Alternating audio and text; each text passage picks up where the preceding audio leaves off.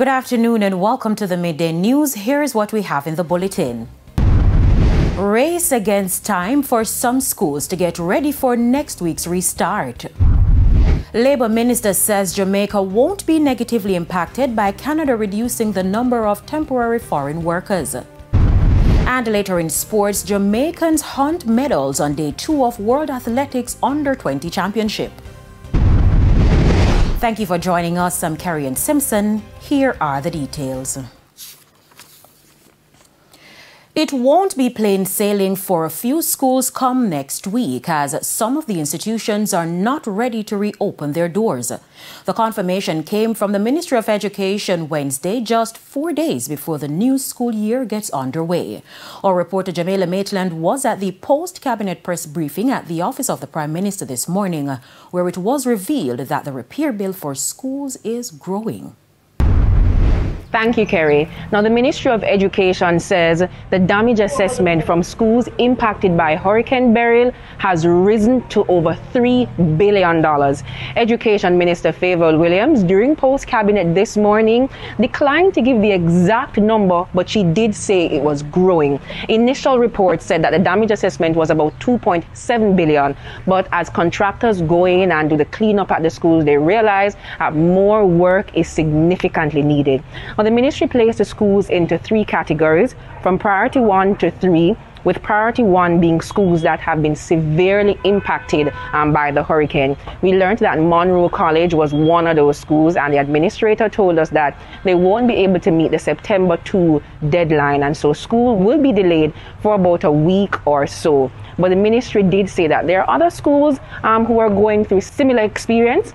But they did say that the issue is that they would be going through like a phased reopening, and so grade 1s, maybe grade 2, grade 3, grade 4, they'll have different days to go to school, and parents and guardians are being urged to just contact the school so that they know what will take place on September 2. The ministry also said that for schools in priority 2 and 3, parents and guardians may see construction on the compound when they go to drop off their students next week, but they are saying learning is expected to take place. Learning can take place. Learning will be utilized in maybe like church halls, buildings close by. But the contractors are just working. They're trying to ensure that the school administrators have somewhere where students can learn in the meantime while they carry out their work.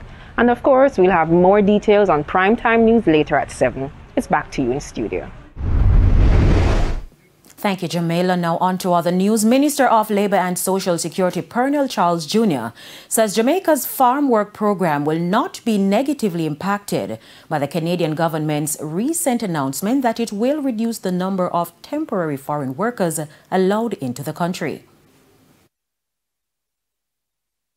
You would have heard President Trudeau actually speak of exceptions in terms of his statement.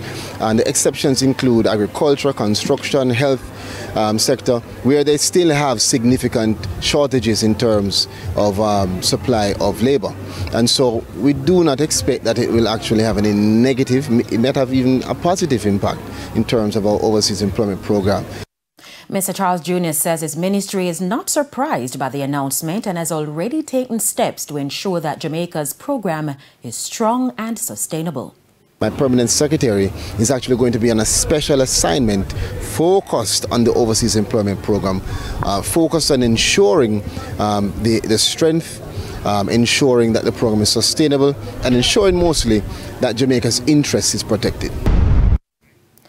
A funeral home operator was shot and killed during a dispute with his brother-in-law on Tuesday. The brother-in-law is understood to be a Jamaica Defence Force soldier. The incident happened in Clarendon sometime after 10 a.m. The dead man has been identified as Sherwin Williams, also known as Baba. He operated the Rising Footprints Funeral Home in the parish. TVJ News understands that Mr. Williams had a dispute with another relative over the funeral arrangements of 4 deceased when the brother-in-law got involved. The dispute reportedly escalated, during which Mr. Williams was shot. The Clarendon police are investigating. The St. Anne police are reporting that the general safety of the parish is good. Commanding Officer for the St. Anne Police Division, Senior Superintendent of Police Dwight Powell has described the parish's crime situation as very good. There's been a significant reduction in crime, especially murders in St. Anne. Commanding Officer for the parish, Senior Superintendent of Police Dwight Powell, says the authorities have managed to control the crime situation in the parish so far this year. So since the start of this year, we have recorded some 35 murders when compared to 54 for the corresponding period last year. So we are seeing a decrease of 19 or 35%. He says this was achieved through various interventions. The challenge we saw with the parish of St. Anne over a period of time relates to domestic conflict situations. So we have ramped up and rolled out some major program as it relates to social interaction, to include this one. So what we are encouraging is that people find more amicable ways in resolving their domestic dispute, their conflict situation. He is calling on justices of the peace, restorative justice partners and other social entities to partner with the police to improve community life across the parish. In the meantime, SSP Powell says the police will be ramping up preparations for back to school. We are putting in place our safe school officers. And so we know that from the high schools that are in St. Anne, all the high schools that are in St. Anne, we are working with the principals and the deans of discipline to ensure that our presence is maintained in those schools. In the meantime, SSP Powell is appealing to motorists to be careful on the nation's roadways. He says the parish has recorded an increase in fatal collisions. Since the start of this year, we are seeing 26 fatal collisions, resulting in some 33 persons losing their lives. That's a lot of people. When we look at last year, where we were at this time, we were 19 fatal collisions, resulting in 22 deaths. So we are seeing a big increase in our traffic collisions, resulting in deaths in the parish. But what are we doing as a force in St. Anne, a force for good?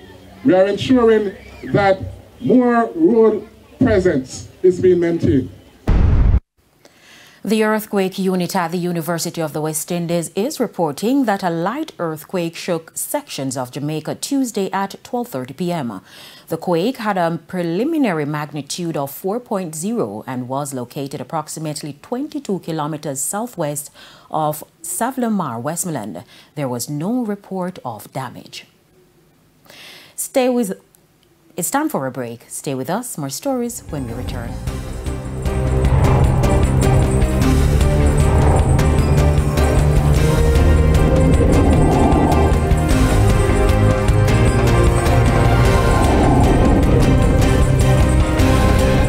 Welcome back to the Midday News. The Tourism Ministry says it has taken note of concerns about the cost and quality of some produce being supplied to hotels and other attractions across the island. Senior strategist in the Tourism Ministry, Delano Seabright, says a team is currently assessing the concerns to find a solution. Renewed efforts just in the last few days. The Ministry of Tourism has been in direct contact again with the Ministry of Agriculture and also the Jamaica Hotel and Tourist Association and other tourism players to see how best we can better balance the situation as it relates to the price points for the food and also the quality of what is coming into the resorts. Of course, that would have to include importation, of which there has been some of that. But at the same time, we don't want to injure the local farming industry in the medium term. It's now time for the Business Minute. Jamaicans paid an average 3.3% more for shoes and clothes for the year ended July. For the month of July alone, the Statistical Institute of Jamaica Statin says the cost of goods and services in the group clothing and footwear increased by an average 0.3%. The increase was linked to higher cost for some clothing materials. Further afield, AT&T wireless service was down for some customers for parts of Tuesday because of a software issue that has since been resolved. Details about the number of impacted customers and the length of the outage weren't immediately released, but digital service tracking website Down Detector showed a surge in reported AT&T outages starting around 5 p.m. on Tuesday and peaking around 7 p.m. The outage comes just one day after the Federal Communications Commission announced a $950,000 settlement with AT&T. And that's it for the Business Minute. I'm Raquel Porto. And here's a preview of what's coming up in this evening's health report. In this evening's health report, we'll look at shingles. If you did a test, you'll see the virus that caused chickenpox in the blisters. Do you see a lot of shingle cases now in Jamaica? Yeah, it's quite common. That's the health report in Primetime News at 7. And now for today's healthy living tip. Get vaccinated. Watch for warning signs of infection. Protect your eyes and seek medical attention. Time now for the top regional and international stories. In the region, in response to a dengue fever outbreak in St. Vincent and the Grenadines, the Ministry of Education has advised schools to allow students to wear light-colored long pants and long-sleeve tops. Schools are also urged to eliminate mosquito breeding sites by discarding stagnant water and covering stored water. Additionally, schools should reduce rubbish and overgrown vegetation and facilitate fogging operations. The Ministry of Health has declared the outbreak an epidemic with 542 confirmed cases as of August 22. Parents are encouraged to educate their children on dengue prevention and to support the measures.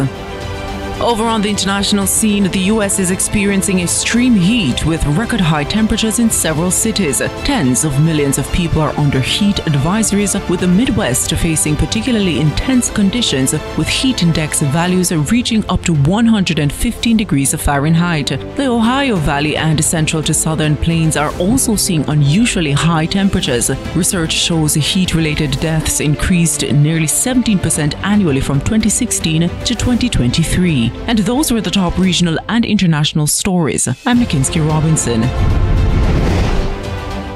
We head to a quick break. When we come back, we'll have your midday sports report.